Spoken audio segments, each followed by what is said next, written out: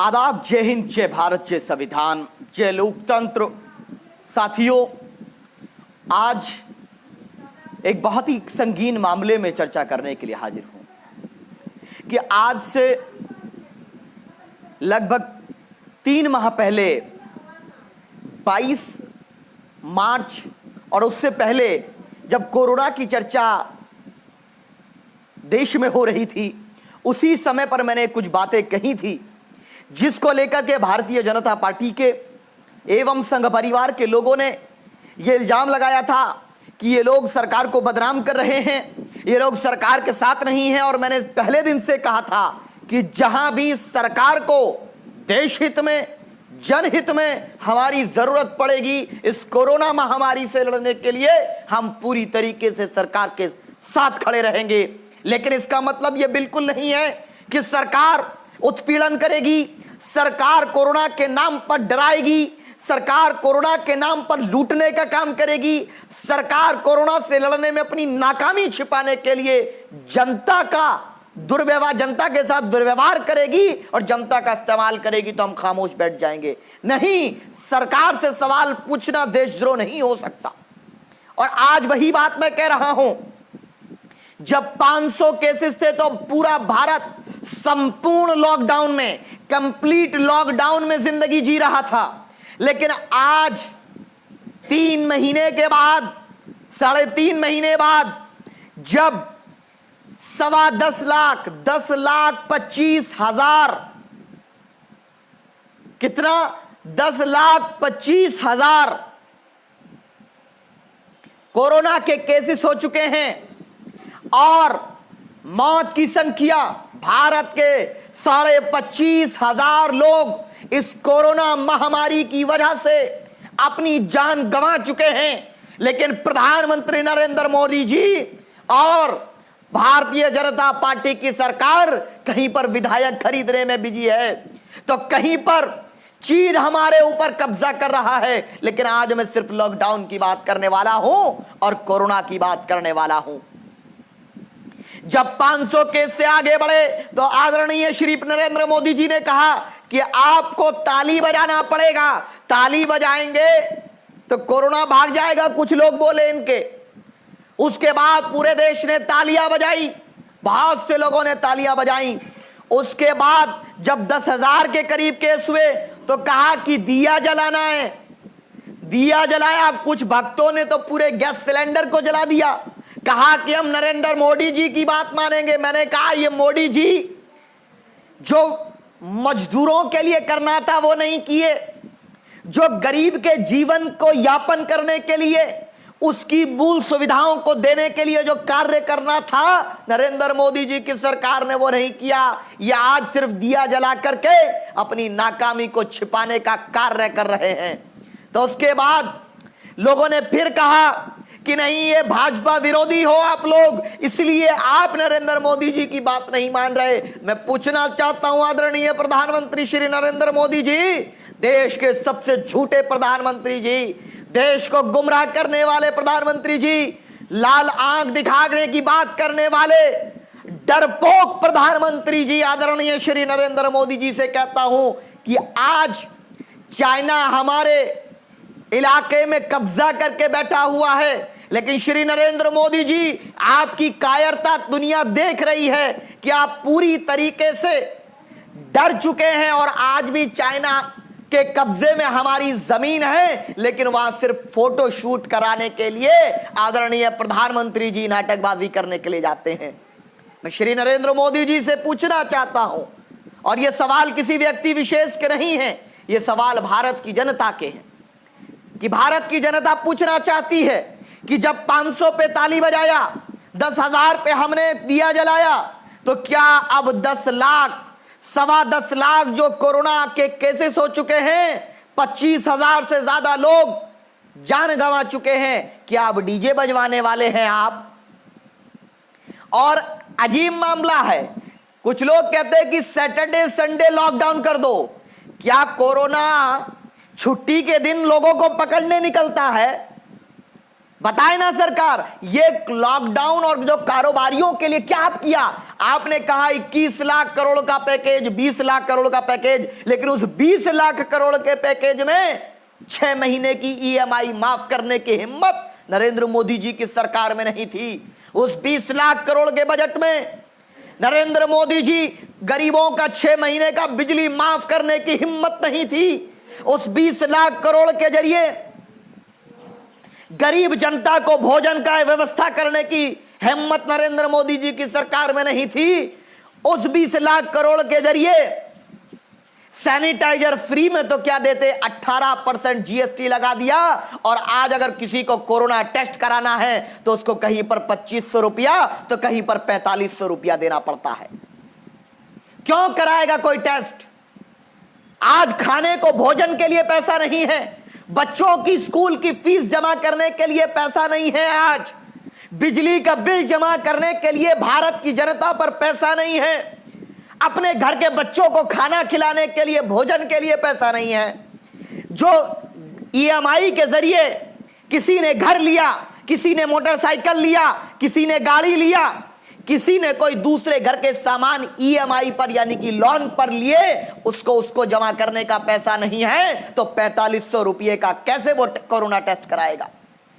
सरकार उस 20 लाख करोड़ से कम कोरोना टेस्ट फ्री कर देती और कहती अगर कोई व्यक्ति कोरोना टेस्ट कराना चाहता है तो भारत सरकार फ्री में कोरोना टेस्ट करेगी और फ्री में उसका इलाज करेगी। लेकिन नरेंद्र मोदी जी की सरकार जिस तरीके से नोटबंदी के नाम पर घोटाला हुआ, जीएसटी के जो स्लैब हैं उसको 5-5 बार बदलना पड़ा, उसी तरीके से बिना सोचे समझे पूरे देश को बंद करके रख दिया, पूरे देश को ठप करके रख दिया, और पूरी दुनिया में आज तीसरे नंबर पर सबसे ज्यादा कोरोना अगर कहीं है तो वो इसी मेरे देश, मेरी सरजमीन और भारत में है, जिसकी जिम्मेदार भारत की सरकार है। भारत की सरकार की वो नीति है जहां कारोबार कोरोना की आड़ में चौपट कर दिया, जहां कोरोना की आड़ में पुलिस स्टेट बना करके रख दिया, जहां कोरोना की आड़ में जिसको कोरोना होता उसको आतंकवादी की तरह लेके जाया गया था, क्वारंटीन सेंटर, डिटेंशन सेंटर बन गए थे। लेकिन आज जब सदी के महानायक कहने वाले व्यक्ति अमिताभ बच्चन जी को कोरोना होता है तो टीवी चैनल बोलते कि आज उन्होंने नाश्ता किया, आज उन्होंने चैन की सांस ली। 10 लाख लोगों की फिक्र नहीं है, लेकिन एक अमिताभ बच्चन की फिक्र पूरी टीवी मीडिया को हो गई। हमारे लिए भारत के एक नागरिक की जान, चाहे वो भले ही गरीब हो, वो हमारा भाई है। पिछड़ा है तो क्या हुआ, मेरा भाई है। दलित है तो क्या हुआ, मेरा भाई है। इसीलिए हम कहते हैं कि आपको फिक्र पैसे वालों की है, इसीलिए इस निकम्मी सरकार जो कॉरपोरेट जगत की गुलाम बनने के तरफ प्रयासरत है, जिस तरह ईस्ट इंडिया कंपनी ने आकर भारत पे कब्जा किया था, आने वाले समय में ये कॉरपोरेट जगत, बड़े बड़े चंद सरमायादार जो सरकार से मलाई खाते हैं, अडानी अंबानी जैसे लोग, रामदेव जैसे लोग, ये पूरे कारोबार पर पूरे सिस्टम को हाईजैक कर लेंगे आने वाले सालों में, अगर ये सरकार ऐसी निकम्मी सरकार रही। जो कल तक कहते थे कि हम एफडीआई के खिलाफ हैं, जो कल तक कहते थे हम प्राइवेटाइजेशन के खिलाफ हैं, पूरी रेल को ये बेचने की तैयारी, और एयर इंडिया ये कह रहा है कि 5 साल तक हम नौकरी नहीं देंगे, लेकिन एम्प्लॉय को निकाल देंगे, एम्प्लॉय को छुट्टी पे भेज देंगे। नरेंद्र मोदी जी उस 20 लाख करोड़ में उसका हिस्सा क्यों नहीं है? 20 लाख करोड़ में उस किसान का हिस्सा क्यों नहीं है कि जिसका फल, जिसकी सब्जी आज सही दामों पर बिक नहीं पा रही इस कोरोना की वजह से, और आज हापड़ों में एक सब्जी वाले को पुलिस वालों ने उसकी सब्जी को गंदे नाले में फेंक दिया। मैं योगी जी आपसे कहता हूं, आपकी सरकार से अनुरोध करता हूं कि नहीं लगा सकता क्या उत्तर प्रदेश के अंदर?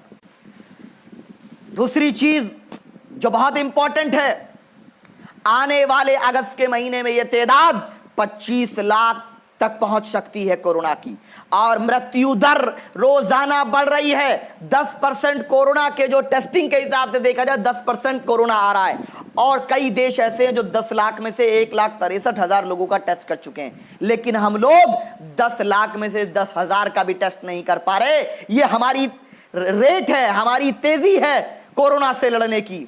हमसे अच्छा तो वो छोटा सा देश जो लड़ता झगड़ता रहता है, वो पाकिस्तान बेवकूफ देश हमसे आगे है इस लड़ाई में। स्मार्ट लॉकडाउन को टर्की और बांग्लादेश से सीखना चाहिए था आपको। नरेंद्र मोदी जी, ताली बजाना सीखने से काम नहीं चलेगा। ताली और थाली से प्रगति नहीं होगी। ताली थाली बजाने से कोरोना जाता तो अमिताभ बच्चन जी को कोरोना ना होता। उन्होंने ताली भी बजाई, थाली भी बजाई और दिया भी जलाया और आज कोरोना की चपेट में है। हम उनके लिए प्रार्थना ही कर सकते हैं कि चलिए वो स्वस्थ हों और उन्हें पता चल जाए कि जो नरेंद्र मोदी की ब्रांडिंग के चक्कर में वो दीवाने हो गए थे, वो सब बेवकूफी थी और हम इसीलिए विरोधी हैं उन चीजों के। एक अहम बात, क्योंकि हम जो बात करते हैं वो भारतीय जनता पार्टी को दुख देती है, दे हमें कोई फर्क नहीं पड़ता, लेकिन मेरे देश के पिछड़े समाज की, चाहे वो गुज्जर समाज हो, जाट हो, प्रजापति हो, मौर्य हो, सैनी हो, पाल हो, हम उनकी बात करते हैं और जिसको बुरा लगता है बुरा लगता रहे। हां, हम दलित की बात करते हैं, हम कोरी की बात करते हैं, हम उन मछुआरे भाइयों की बात करते हैं, मल्लाह कश्यप की बात करते हैं, हम लोग बुनकर समाज की बात करते हैं, हम देश के अल्पसंख्यकों की बात करते हैं, हम डॉक्टर कफील की बात करते हैं, हम लोग रोहित वेमुला की बात करते हैं, हम लोग मध्य प्रदेश के गुना में दलितों को जो मारा गया हम उसकी बात करते हैं, हम लोग आजम खान और मनव्वर अली की बात करते हैं। अगर किसी को बुरा लगता है तो लगता रहे, लेकिन अब न्याय के लिए हमारा संघर्ष जारी रहने वाला है। कोरोना काल में चाइना हम पर कब्जा करने की तरफ, बांग्लादेश हमारे तरफ बढ़ रहा है, लेकिन नरेंद्र मोदी जी खाली अब मूंछ और दाढ़ी बना रहे। अब मुझे लग रहा है कि अब बंगाल में चुनाव है तो रविंद्रनाथ टैगोर का रूप धारण करने वाले हैं। इनसे बड़ा एक्टर कौन हो सकता है? ये चुनाव में बिजी रहते हैं, अपनी यात्राएं, मीटिंग्स चालू हैं, लोग इकट्ठा बिहार में हो रहे हैं। बिहार में कोरोना काल में चुनाव को लेकर के इतने उत्सुक हैं, क्यों नहीं आप ग्राम पंचायत एवं विधानसभा के चुनाव स्थगित क्यों नहीं कर देते? नहीं करेंगे, लेकिन ये लोग, इनको चुनाव जरूरी है और अपना प्रचार करेंगे, विपक्षियों को कमजोर करना है। और लॉकडाउन एक पॉज बटन, जैसा कि पहले भी मैंने कहा, लॉकडाउन का इस वक्त कोई बेनिफिट नहीं है, क्योंकि कुछ लोग कह रहे 3 दिन बाजार इधर खोलना, 3 दिन इधर। अच्छा, कोरोना इधर से ज्यादा आता, इधर आता, 3 दिन इधर की तरफ अटैक करता, 3 दिन इधर की तरफ अटैक करता। क्या कोरोना रात को निकलता? रात को कर्फ्यू रहता है। अभी तक WHO ने, वर्ल्ड हेल्थ ऑर्गेनाइजेशन या ICMR, Indian council of medical research, दोनों में से किसी ने भी इस बात को नहीं साबित किया कि रात में कोरोना फैलता है या सैटरडे संडे यानी कि हफ्ता और इतवार के दिन कोरोना फैलता है। यह किसी ने नहीं कहा। फिर भारत सरकार या उत्तर प्रदेश सरकार या विभिन्न प्रदेशों की सरकार ऐसा लॉकडाउन लगाकर क्या संदेश दे रही है? सोशल डिस्टेंसिंग फ्लाइट में नहीं है, बसों में है। सोशल डिस्टेंसिंग नरेंद्र मोदी जी की पार्टी के लोग नहीं अपनाते जब भारतीय जनता पार्टी के लोग मीटिंग करते हैं। सोशल डिस्टेंसिंग वो गरीब कैसे फॉलो करेगा जिसके घर में 2 कमरे हैं और 9 लोग परिवार में हैं? कैसे सोशल डिस्टेंसिंग होगा? और सैनिटाइजर, अगर आप वाकई में सैनिटाइजर को कोरोना के खिलाफ एक जंग का हथियार मानते हैं तो उस हथियार पर GST लगा करके गरीबों का खून चूसने वाली निकम्मी सरकार को हम लात मारते हैं। यह समय है कि जनहित की सेवा की जाए, यह समय है कि गरीबों की सेवा की जाए। आप कोरोना का टेस्ट कब फ्री करने वाले हैं? और मैं बता दूं कि जो एवरेज रेशियो है उस हिसाब से लगभग आप जानते हैं कि लगभग 14 करोड़ लोगों को कोरोना भारत में हो चुका है। कितनों को? कम से कम 14 करोड़ लोग उस एवरेज के हिसाब से कोरोना पीड़ित हैं, लेकिन इम्यूनिटी सिस्टम से वो डेवलप हो रहे, उसमें सरकार की कोई तारीफ नहीं। ये कह रहे नहीं कि लोग सही हो जा रहे हैं। क्या कौन सी दवाई खिला रहे हैं बताओ? लोग जो सही हो रहे हैं वो ऑटोमेटिकली सही हो रहे हैं, क्योंकि इसमें अगर आप अपने को अलग कर लें और अपने खान पान पे ध्यान दें, क्योंकि भारत के लोगों का इम्यूनिटी सिस्टम बेहतर है। हम लोग यंग देश हैं, 67%, 67% युवा है, इसलिए हम लोगों का जो इम्यूनिटी सिस्टम है वो मजबूत है, इसलिए हम लोग दुरुस्त हो जा रहे हैं। सरकार कोई तीर नहीं मार दी इसमें, सरकार ने जहां अच्छा काम किया होगा हम समर्थन करते, लेकिन आज न राशन दे पाए, न EMI माफ कर पाए, न किसान का लोन माफ कर पाए, न बुनकर को सुविधा दे पाए, न किसान को उसकी फसल का जो एक्चुअल अमाउंट था न वो दे पाए, न बिजली का बिल तक माफ नहीं करती सरकार। ये देखो कैसी सरकार है। ये तेल का दाम भी बढ़ाएंगे, बिजली भी का भी दाम लेंगे। इस महामारी में भी आपको लूटने की कोई कमी नहीं छोड़ी, बल्कि उत्तर प्रदेश के अंदर तो हर दरोगा को कहा कि आपको 10,000 रुपया चालान करना ही करना है, जिससे कि लोग सरकारी पैसा बढ़ सके। यानी जहां जहां आपको लूटने का मौका मिलेगा, भारतीय जनता पार्टी की सरकार इस राष्ट्र आपदा में भी आपको लूटने के लिए तैयार बैठी है। देश का दलित गरीब है, देश का पिछड़ा वंचित है, देश का अल्पसंख्यक वंचित है, तो दलित विरोधी, पिछड़ा विरोधी, अल्पसंख्यक विरोधी ये सरकार को आपको उखाड़ फेंकना होगा। जब तक ये निकम्मी सरकार रहेगी, ना ये कोरोना से लड़ सकती है, ना ये गरीबी से लड़ सकती है, ना भूखमरी से लड़ सकती है, ना बेरोजगारी से लड़ सकती है। ये सिर्फ धर्म के नाम पर लड़ा सकती है, भाई को भाई का दुश्मन बना सकती है, दलित को पिछड़े से, अगड़े को पिछड़े से लड़ सकती है, अल्पसंख्यक को धर्म के नाम पर लड़ा सकती है। इसका काम लड़ाना है और हमारा काम जोड़ना है। मोहब्बत जीतेगी, नफरत हारेगी। इन्हीं बातों के साथ मैं आज की चर्चा को विराम दूंगा। मैं आज की चर्चा को समाप्त करूंगा कि नरेंद्र मोदी जी, जो आज से 100 दिन पहले मैंने बात कही थी, जब आपके लोग गालियां दे रहे थे हम लोग को, जब हम सरकार को एक सही मशवरा दे रहे थे, आपने हमारी बात अगर तब मान ली होती तो भारत में कोरोना नहीं फैला होता। जब तो आप तबलीगी जमात चिल्लाते, बताओ 10.5 लाख में से कितने लोग तबलीगी जमात वाले हैं, बताओ ना। 2 जानकारी डेटा दे रहे थे, डेटा मैं पूछ रहा हूं, 2 डेटा। वो कौन सी जमात है जो बिहार के भाजपा कार्यालय में 75 लोग कोरोना पॉजिटिव निकले, और आप बताइए जी न्यूज के जो 200 के करीब कोरोना पॉजिटिव निकले, वो कौन सी जमात में गए? अमिताभ बच्चन जी कौन सी जमात में गए थे? अरे महामारी को लेकर भी तुमने जो गंदा खेल खेला था भारत को तोड़ने का, आज वो देखो क्या हुआ। और एक आज मैं सोशल मीडिया पे पढ़ रहा था कि जब से भारतीय जनता पार्टी की दूसरी सरकार आई और इसने फैसले लिए, जब से CAA आया, जब से इन्होंने संविधान विरोधी कानून सिटीजनशिप अमेंडमेंट एक्ट लाए, और जब से बाबरी मस्जिद का वर्डिक्ट आया, उस दिन से लेकर आज तक कभी तो भूकंप आ जाता है, कभी ओलावृष्टि हो जाती है, कभी टिड्डी दल आ जाता है, कभी कोरोना आ जाता है, अब बाढ़ आ गई है। ईश्वर भी नाराज है इस सरकार के फैसलों से, क्योंकि ये सरकार इंसानों की दुश्मन बनने के लिए प्रयासरत है। लेकिन हमारी नैतिक जिम्मेदारी है, ऐ मेरे जाट समाज के नौजवानों, ऐ मेरे गुज्जर समाज के लोगों, ऐ मेरे पाल प्रजापति मौर्य सैनी समाज के नौजवान साथियों, ऐ मेरे दलित समाज के नौजवानों, ऐ मेरे अल्पसंख्यक समाज के लोगों, आओ मिलकर के लड़ाई भारत के बचाने की लड़ें।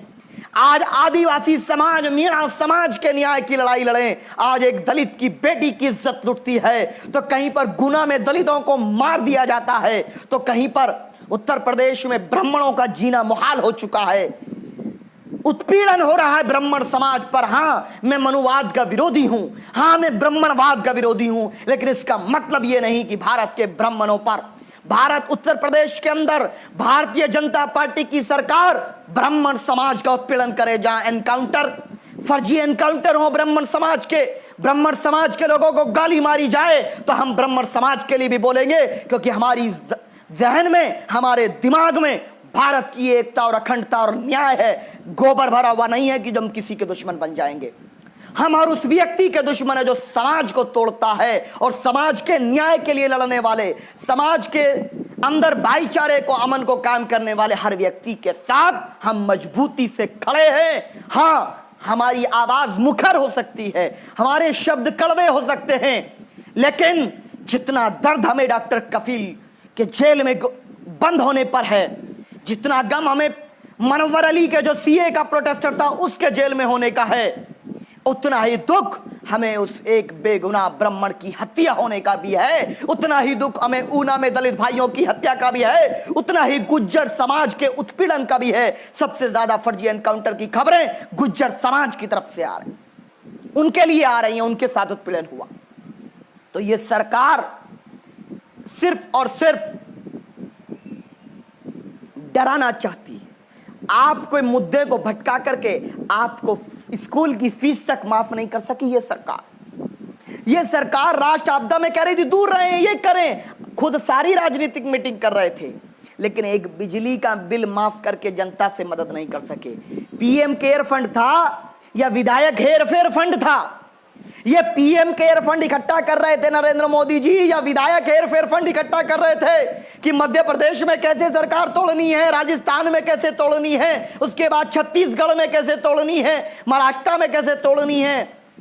और क्या हाल हो चुका है। मैं कांग्रेस पार्टी की बात नहीं करना चाह रहा था। कांग्रेस क्या कर रहे आप लोग? आप अपने विधायकों को नहीं रोक सक रहे, बात करते आप बड़ी बड़ी, कुछ तो करिए। आप में हिम्मत नहीं है, बैठ जाइए, हम मुकाबला करने तैयार है संवैधानिक तरीके से, राजनीतिक मुकाबले के लिए हम सक्षम हैं। अब कांग्रेस पार्टी की उत्तर प्रदेश में जरूरत नहीं, हम खुद सक्षम हैं।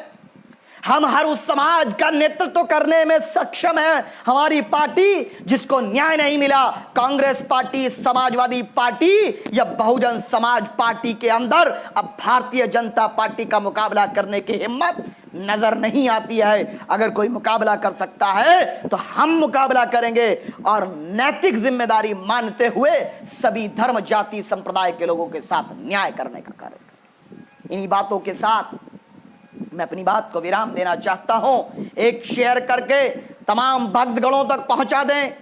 जय हिंद, जय भारत, जय लोकतंत्र, जय संविधान।